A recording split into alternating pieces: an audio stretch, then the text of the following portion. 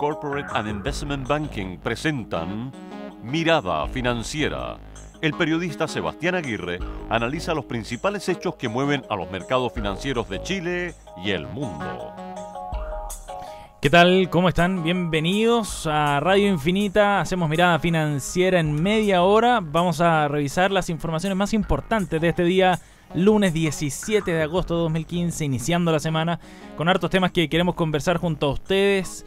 En esta ocasión nos va a acompañar Sergio Lehmann, economista jefe de BCI. Sergio, gracias por estar con nosotros. Un placer, muy buenas tardes. Bienvenido. Harto tema que conversar hoy día, Sergio. Harto tema, sin duda. Empezó agitada la semana. Así es, tal cual. Sí, con el dólar, con el tipo de cambio acá en nuestro país como uno de los temas principales. Antes de empezar a conversar estos temas, Sergio, vamos a revisar rápidamente algunos indicadores para esta jornada. Así tenemos el contexto de inmediato de lo que serán nuestros temas de conversación hoy.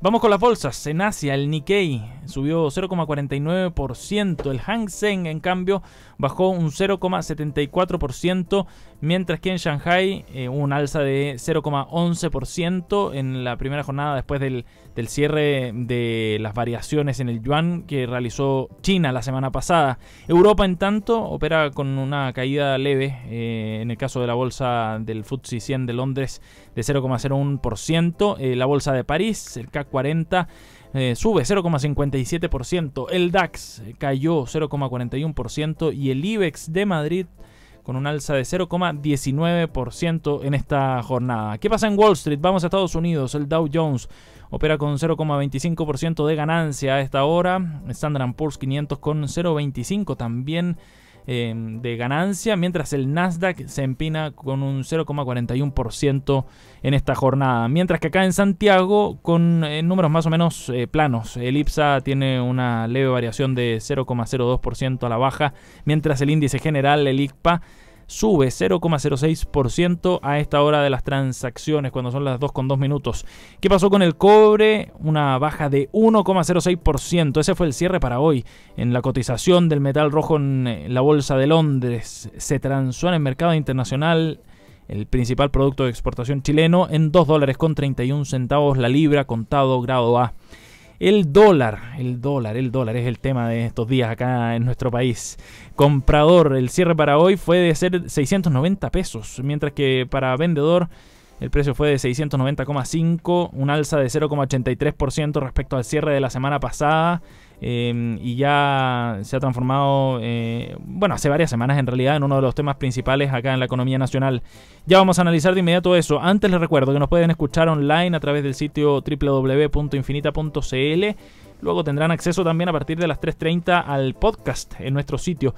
Si tienen alguna duda, algún comentario, escríbanos @infinitafm y podremos conversarlo junto a Sergio Lehmann, que nos acompaña en esta jornada. Sergio, alza importante del tipo de cambio. ¿Te parece que comencemos por este tema?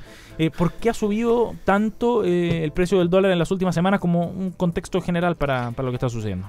Para el contexto general, yo creo que efectivamente lo que hemos visto es una tendencia bastante marcada de aumento del tipo de cambio en Chile y también en general en las economías emergentes, especialmente en las exportadoras de commodities, como es el caso de nuestro país. Ahora, varios factores entonces están detrás de ello. Primero, la caída de los precios de los commodities, ¿no es cierto? Una caída en nuestro caso, digamos, especialmente relevante en el precio del cobre. Eso se da también en otros commodities. Hemos visto una caída muy importante también en el caso del precio del petróleo, que también lo hemos percibido en cierto sentido en nuestro país. Hemos visto también caída en el precio de granos, hemos visto caídas en el precio de otros metales, hierro, por ejemplo, en particular, digamos, si uno ve el acumulado del año. Es decir, hay una visión general respecto a los commodities que han estado cayendo. Esto es parte, ¿no es cierto?, de lo que se conoce como el fin del ciclo de los commodities, en términos de que alcanzaron niveles muy altos y se están llegando a niveles probablemente más bajos incluso de lo que uno hubiese esperado. Ajá. Respecto a cuál debería ser el precio de equilibrio. ¿Una suerte de normalización de los precios? Hay un componente que tiene con normalización, pero hay otro que yo diría que es adicional. Digamos que estamos viendo caídas que están incluso por debajo de lo que nosotros vemos que son los precios de equilibrio. Perfecto. Es decir, ha habido un ajuste que viene no solamente entonces por una normalización por menor demanda o una moderación de la demanda, sino que también estamos viendo sobre oferta en varios de los commodities que estamos analizando, particularmente en el caso del cobre, particularmente también en el caso del petróleo. Detrás de esto está claramente, digamos, la desaceleración de China. Yo creo que ha sido algo más marcada de lo anticipado. Las autoridades han mostrado preocupación por este factor. De hecho, ¿no es cierto?, la semana pasada conocimos algunas medidas en materia cambiaria. Sí. Creo que esto es reflejo de una situación que probablemente está siendo, como ya decía, digamos, más marcada de lo anticipado. China se está desacelerando, ese proceso va a continuar. Para los próximos 4 o 5 años nosotros estamos viendo un crecimiento de China probablemente más cercano al 5%, es decir, un proceso continuo y que estamos viviendo parte, digamos, de lo que está haciendo el ajuste, en este caso, de los precios de los commodities, a un escenario mundial con una China claramente mucho más débil. El otro factor que yo destacaría, que es más regional, tiene que ver con Brasil. La situación en Brasil está siendo compleja. Brasil está en una recesión mucho más profunda, probablemente de lo que uno anticipó hace algunos meses atrás. El crecimiento de Brasil durante este año va a ser menos 2%, sí, y hacia el próximo no se ve una recuperación significativa. Incluso ya varios analistas están planteando una nueva caída del producto en Brasil. Junto con la caída de los precios de los commodities, que también le pega a Brasil, ¿no es cierto? Es un país productor de petróleo y granos, por ejemplo, que son importantes dentro de sus canastas exportadoras. En Brasil estamos viendo una crisis política muy profunda que tiene a su gobierno con niveles de aprobación prácticamente en mínimos históricos, probablemente para toda la región, digamos, en torno a 7% o 6%. Hay un problema o una grave crisis asociada, digamos, a la corrupción en Petrobras y que está eventualmente también tocando a otras empresas. Y eso golpea la economía también, me imagino, en términos de confianza y de expectativa de los inversionistas. Efectivamente, tal cual. Nosotros hemos visto una caída en niveles de confianza empresarial y de consumo muy significativa también en el caso de Brasil, tal como hemos visto en el caso chileno. Hemos visto entonces en el caso de esa economía efectos también bien significativos. El tema que tiene Brasil es que es una economía muy grande y por lo tanto tiene efectos regionales, tiene efectos spillovers, digamos, sobre el resto de América Latina que son muy importantes. Recordemos que los fondos de inversión, cuando toman decisiones de inversión en América Latina, tienen una cierta ponderación por economía, y Brasil ahí pesa mucho. Y cuando existen señales, digamos, de que hay que salir de América Latina, no solamente salen de Brasil, sino que por la forma en la que se conforman los fondos, también salen de otras economías de América Latina. Entonces hemos visto como durante... genera una suerte de arrastre también al resto. Tal cual, se genera un efecto de arrastre y por lo tanto lo que hemos visto ya durante todo este año es una salida bien importante de capitales desde la región. Entonces decía, no solamente de Brasil, sino que también de Chile, de Perú, de Colombia, en general también de Centroamérica y Norteamérica, me refiero a México. Es decir, hay una salida, digamos, por mayor aversión al riesgo, por preocupaciones respecto a la región, muy generalizada, muy generalizada. Sergio, pero en el caso chileno en particular, porque todo este es un contexto, digamos, que se podría aplicar, o se aplica más bien, a todas las economías emergentes, ¿no? Que se ven afectadas por la caída en el precio de los commodities, que dependen mucho de China también. En el caso latinoamericano, el factor de Brasil también nos juega a todos los países emergentes de acá en contra. Pero ¿por qué Chile da la impresión de que estuviera como más vulnerable? Quizás es una percepción errada, pero la semana pasada JP Morgan decía que era uno de los países más expuestos probablemente a los problemas, digamos, cambiarios, y esto ya en Chile ya lo estamos viendo con un alza importante que solamente en agosto ya va de 18 pesos. Sí, es cierto que no solamente lo ha dicho JP Morgan, el Fondo Monetario Internacional también en un estudio de hace un año o 2 años atrás planteaba que Chile y otras economías son las más expuestas a la desaceleración china. ¿Por qué? Porque, bueno, en el caso chileno es más o menos obvio. China es nuestro mayor socio comercial. Fundamentalmente nosotros le exportamos cobre, aproximadamente la mitad de nuestra canasta exportadora es cobre, y eso da cuenta entonces de una economía especialmente vulnerable a una desaceleración de China.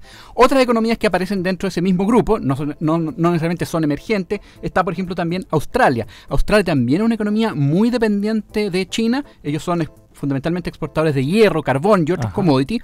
En América Latina yo también te voy a decir que hay otros también países menos China dependientes, pero que también son muy dependientes de los commodities, que les golpea, digamos, este factor de manera importante, que es el caso de Perú, por ejemplo. Colombia, en el caso de la caída del precio del petróleo, eso probablemente son factores que no están necesariamente asociados con China, sino con una cuestión más global, pero claramente, si es que uno más bien identificara a aquellos que son más vulnerables a China, uno efectivamente reconoce a Chile y reconoce a algunos países asiáticos, por cierto, digamos, Asia es muy vulnerable, por cierto, digamos, también a China, y dentro de los exportadores de commodities, yo me atrevería a decir también entonces Australia, Nueva Zelanda, Canadá también en algún grado.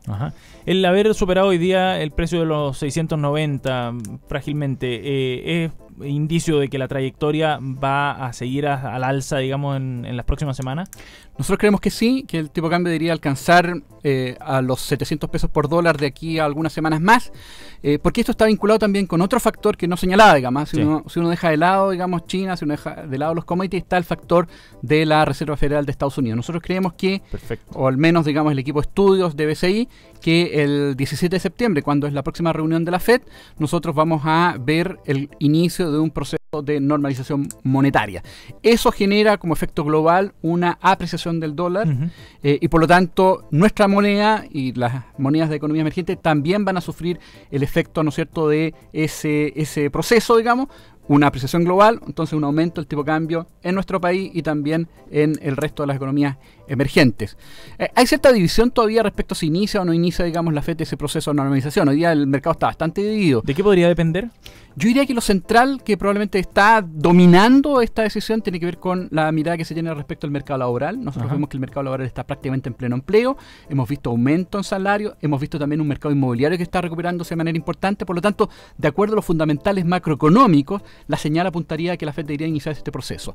¿Qué cosa eventualmente podría retrasarlo hacia diciembre? Que es parte también del mercado, está apostando a eso.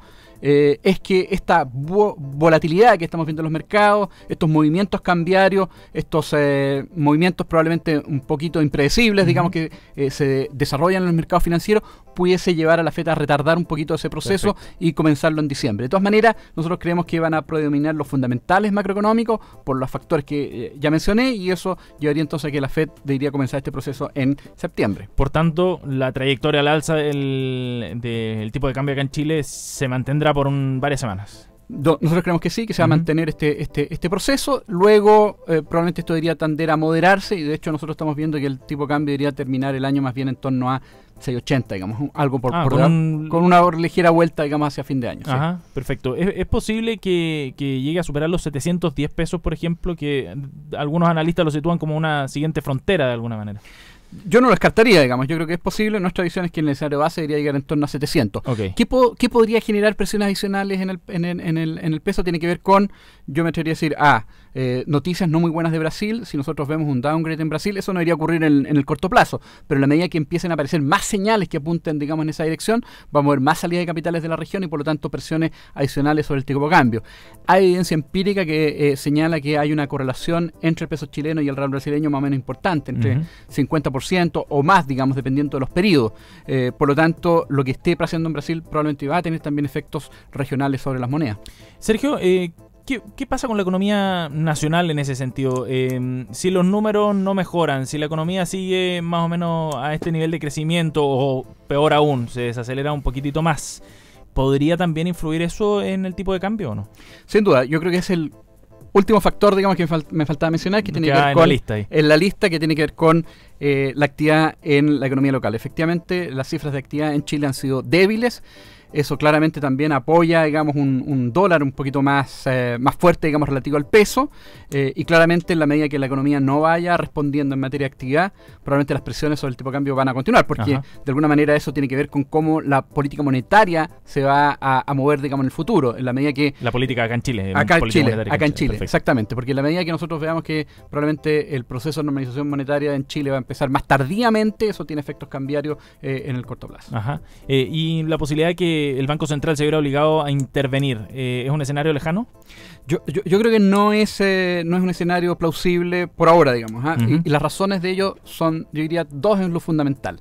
La primera es que el tipo de cambio real, si bien también ha mostrado alguna depreciación, no está tan desalineado respecto a su valor histórico. Uno podría calcular que está entre 5 y 10% por sobre el promedio histórico, que no es una cifra que da cuenta, digamos, de un desalineamiento muy importante.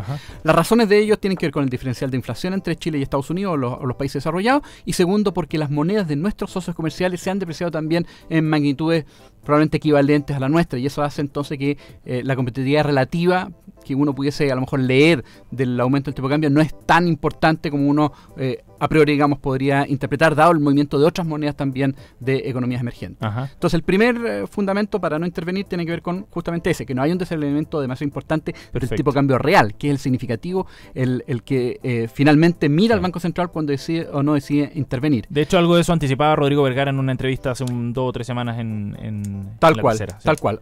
Porque cuando uno revisa las intervenciones que ha hecho el Banco Central en el pasado, justamente el elemento central tiene que ver con el desaceleramiento importante del tipo de cambio real, cosa que hoy día no ocurre. Y el segundo factor es que el tipo de cambio es el mecanismo natural que tiene la economía para enfrentar los shocks externos. Cuando hoy día estamos viendo movimientos importantes en Brasil de volatilidad, digamos, conflictos políticos, digamos, y desaceleración, y estamos viendo también un shock externo por el lado de China, el mecanismo natural que tiene la economía chilena para enfrentar esos shocks es a través de una depreciación del tipo de cambio. Es decir, un aumento del tipo de cambio, porque eso de alguna manera estimula las exportaciones, estimula entonces la economía y tiende a suplir los efectos, digamos, negativos de estos shocks. Por lo tanto, sería un contrasentido, digamos, intervenir el tipo de cambio cuando es el que está sirviendo de ajuste frente a este escenario más complejo. Cierto, de hecho, buen momento para revisar lo que había dicho precisamente hoy el ministro de Economía, Luis Felipe Céspedes, quien ante esta alza del dólar a 690 pesos en el tipo de cambio, valor más alto desde 2003, decía él, juega a favor de la economía chilena. Sus palabras textuales eran estas: ese incremento de la moneda tiene 2 efectos distintos, dice. Uno es que algunos precios comienzan a subir y esos son precios que nos permiten precisamente darle mayor competitividad a ciertos sectores como turismo, agricultura, para los cuales los retornos en moneda extranjera son muy importantes, aumentan beneficio, por ende están en condiciones de aumentar productividad y empleo. Análisis que va en la línea de lo que tú nos decías. Absolutamente en línea. Yo creo que es importante tener muy claro que es el mecanismo que tiene la economía chilena para enfrentar los shocks externos, está en línea con lo que señalaba el ministro de Economía, y creo que es importante entonces dejar que los precios se ajusten de acuerdo a esta realidad. Ajá. Me quedó una duda nada más, Sergio, respecto a este tema que decías tú, que el Banco Central también está atento al tema de la diferencial de inflación con Estados Unidos. Si nos pudieras explicar eso que... No, es para efectos de calcular el tipo de cambio real. Lo que se hace es que se deflacta por inflación local y se inflacta por la inflación externa. Perfecto. Porque es ajuste de precios locales versus externos. Eso te lleva a que el movimiento al final del tipo de cambio real, ajustado por inflación, sea algo más acotado de lo que uno lee del tipo de cambio nominal. Ajá, perfecto, perfecto. Una duda más antes de que nos vayamos a la pausa, Sergio, porque ya estamos cerrando el primer bloque. El cobre cayó hoy día 1% ante temores por la demanda china. Está en $2.31 la libra. ¿Ese precio podría seguir bajando, el del cobre? ¿Y cuánto de eso va a impactar a lo que sucede acá con el tipo de cambio?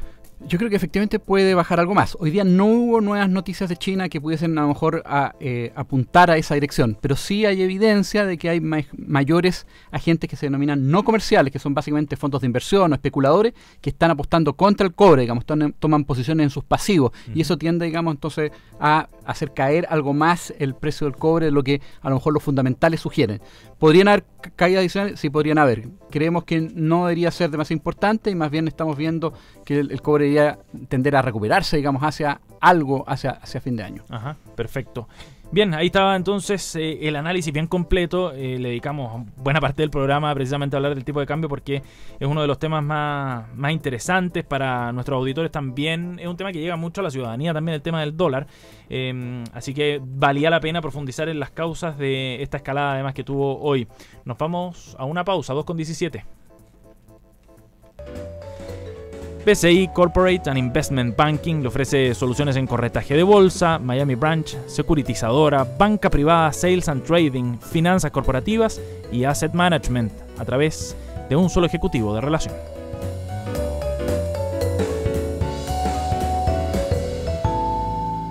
BCI Corporate and Investment Banking, un socio estratégico con un modelo de atención integral único y un banquero de relación que le entregará las mejores soluciones ante desafíos complejos, con ideas innovadoras que aporten valor y una ejecución distintiva en negocios de gran escala. BCI Corporate and Investment Banking. Sentémonos a conversar.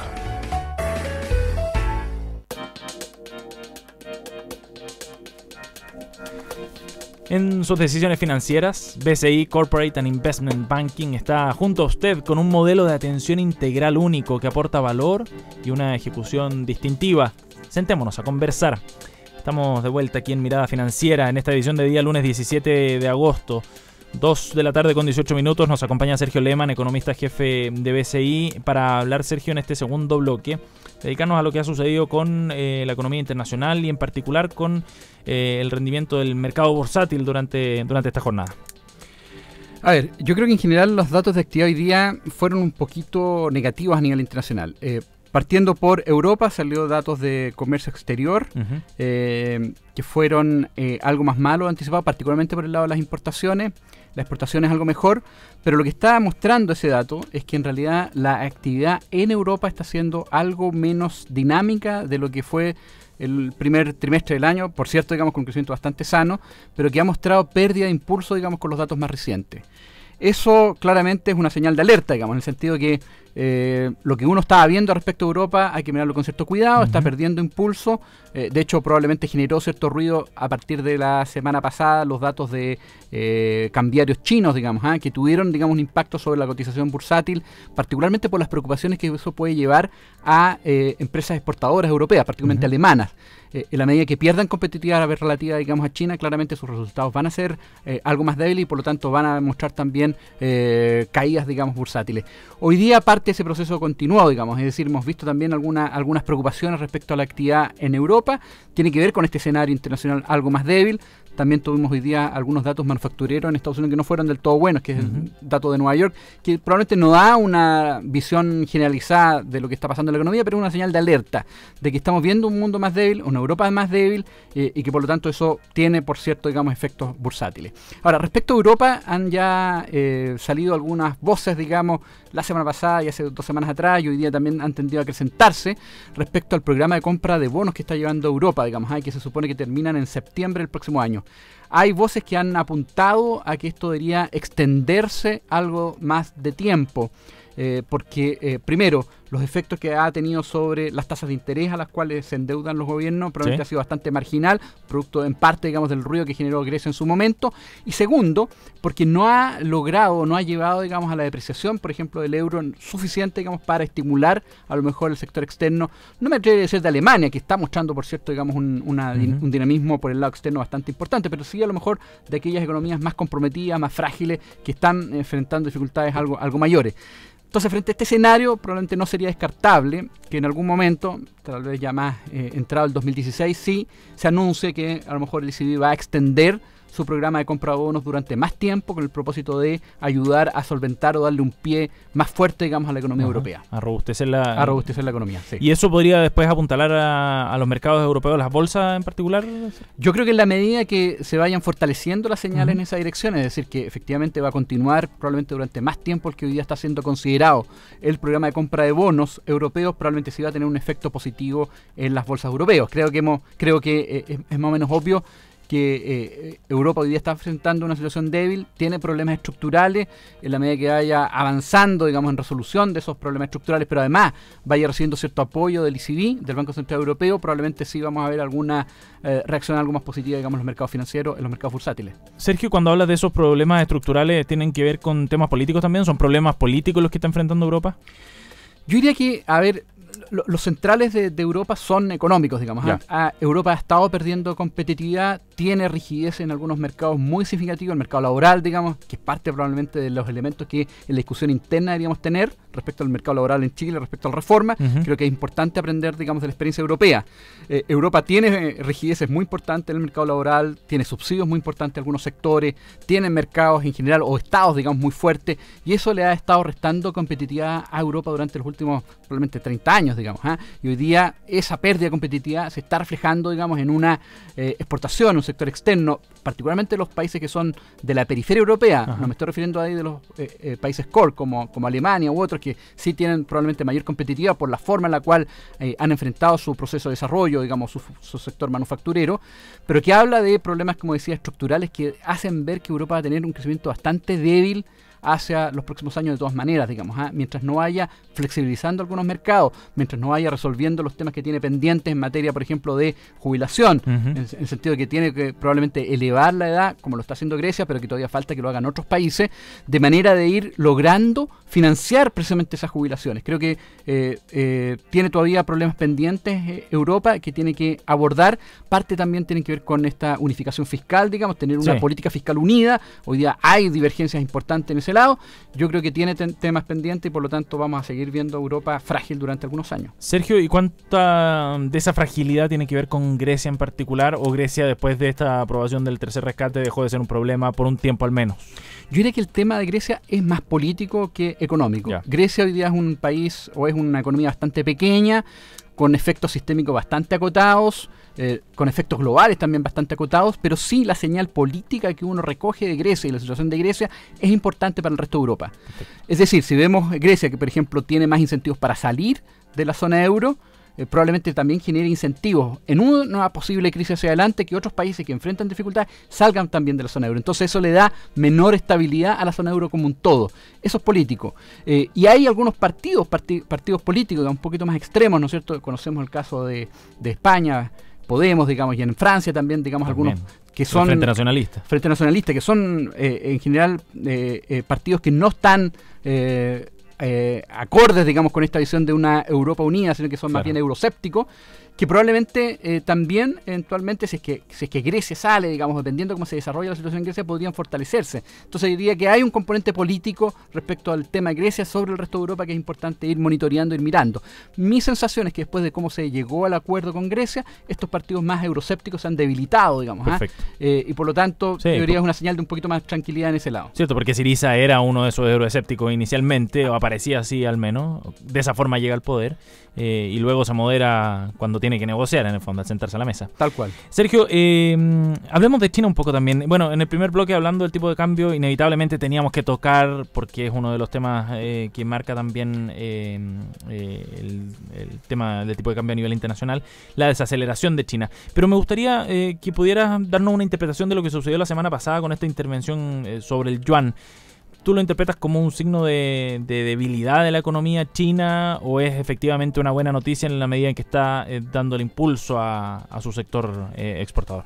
Yo lo leo como un signo de debilidad, sin lugar a dudas. Yo creo que las autoridades chinas se plantearon hace ya algunos años atrás de ir cambiando, en cierto sentido, la composición de la demanda interna china. Es decir, darle mayor peso al consumo, que hoy día pesa...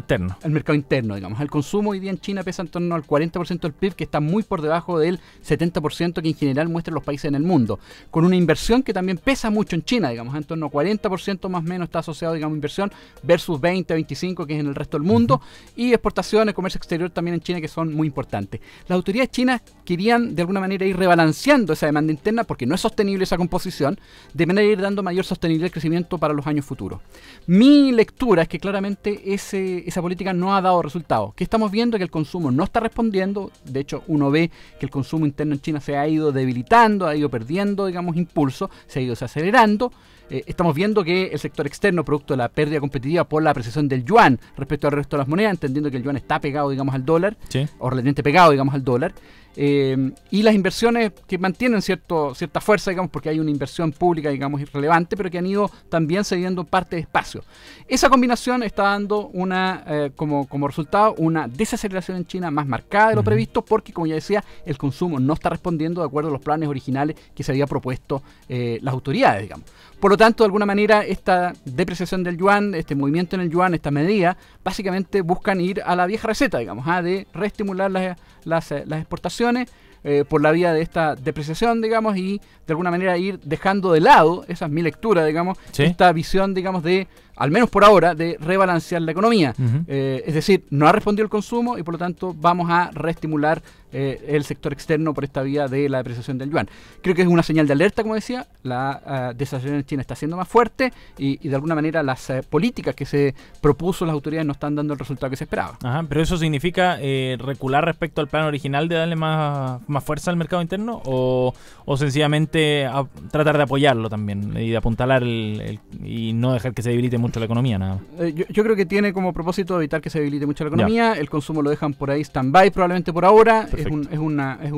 Pienso yo, digamos, una medida al menos de carácter transitorio, porque creo que sí o sí hacia adelante va a tener que el consumo ir ganando mayor importancia, digamos. No es sostenible la actual combinación de demanda interna que tiene China. Bien, Sergio, te agradecemos muchísimo que hayas venido a conversar con nosotros aquí en Mirada Financiera este día lunes, abriendo la semana con tu análisis. Muchas gracias. Muchas gracias a ti por la invitación. Gracias igual. Y a ustedes, gracias por escucharnos aquí en Radio Infinita. Recuerden, a partir de las 3:30 queda el podcast listo para que ustedes lo puedan escuchar y descargar desde nuestro sitio www.infinita.cl. Gracias por acompañarnos. Nos vemos mañana. Chao.